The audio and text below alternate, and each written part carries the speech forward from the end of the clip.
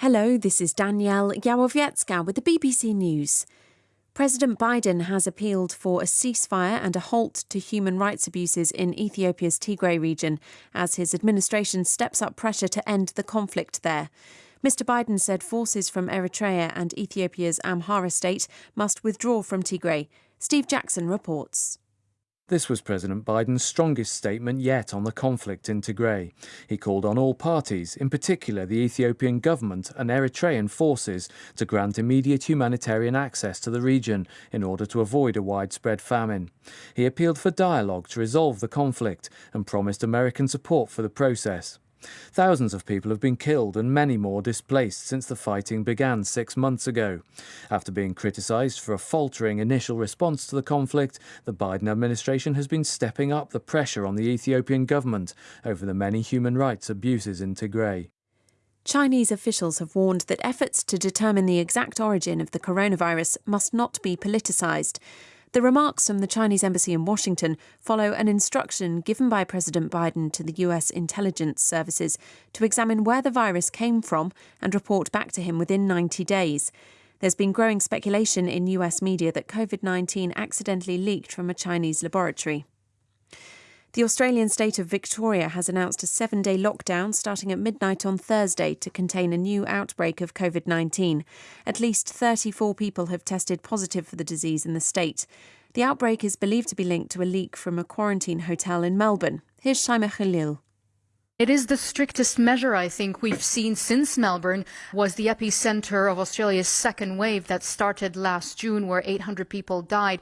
We're seeing really a déjà vu of what happened last year. So a really strict lockdown to allow contact tracers to get to the bottom of that outbreak that seems to be growing every day now, as we can see. The French President Emmanuel Macron is visiting Rwanda in an attempt to reset relations that ruptured over accusations about the role of Paris in the 1994 genocide.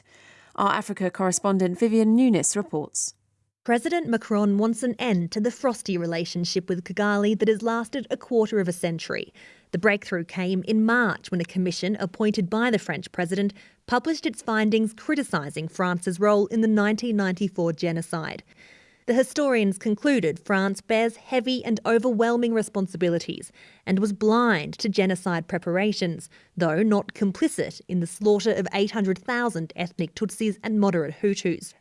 The report was welcomed by Kigali, and this week Rwanda's President Paul Kagame said relations were on the mend. BBC World News. The leaders of several southern African states will meet in Mozambique today to discuss military plans to tackle a growing Islamist insurgency in the north of the country. The South African Development Community nations are concerned that jihadist violence could spread throughout the region if left unchecked. A former Bolivian cabinet minister, his chief of staff, and 3 American citizens have been charged in the United States with corruption and money laundering. They were detained last week in the states of Florida and Georgia.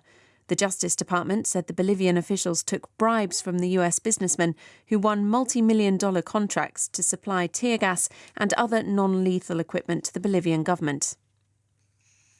One of Cuba's top baseball players appears to have defected to the United States after abandoning a hotel in Florida where his team were staying for an Olympic qualifying tournament. Cesar Prieto is considered to be one of the best Cuban players in the popular national sport. Cuba's Baseball Federation says his actions run contrary to a commitment made to the Cuban people and the team. It's been announced that Eric Carle, the author and illustrator of the best-selling children's book The Very Hungry Caterpillar, has died at the age of 91. Here's Will Grant.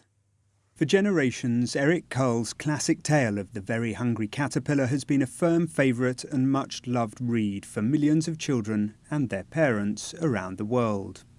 With its distinctive design, with holes punched through the pages as the tiny green caterpillar munches his way through 1 apple, 2 pears, 3 plums and so on, the book was hugely successful.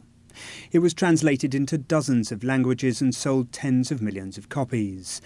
Eric Carle described himself as a picture writer, and undoubtedly the charm of his work is as much in the images as the words. BBC News.